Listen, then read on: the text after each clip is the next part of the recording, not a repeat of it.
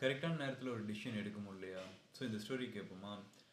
2003 ஏப்ரலில் அமெரிக்காவில் சேர்ந்த ஒரு மவுண்டனர், அதாவது ஒரு மலை ஏறுறவர் வந்து ஒரு மலை ஏறலாம் அப்படின்ட்டு போகிறாரு. அவர் போகிற நேரத்தில் ஒரு இடத்துல மாட்டிக்கிட்டாரு. அவர் கீழே விழுந்து ஒரு பாறையில் அவரோட வலது கை மாட்டிக்கிச்சு. 5 நாள் ட்ரை பண்ணுறாரு. அவரால் அந்த கையை எடுக்கவே முடியல அந்த பாறையிலிருந்து.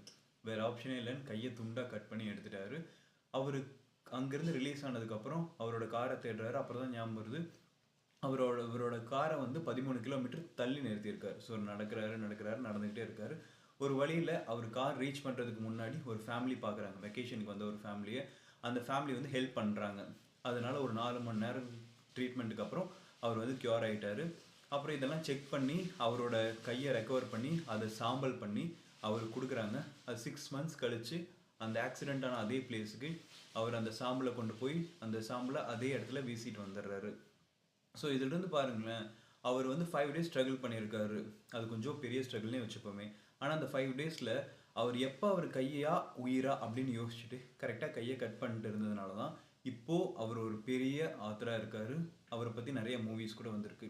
அவரோட பேர் வந்து ஆரன் ரால்ஸ்டன்ஸ். இதை பற்றி நம்ம ஒரு ஃபுல் வீடியோஸ் கூட போட்டிருக்கோம். நீங்கள் அதை செக் பண்ணி பாருங்கள்.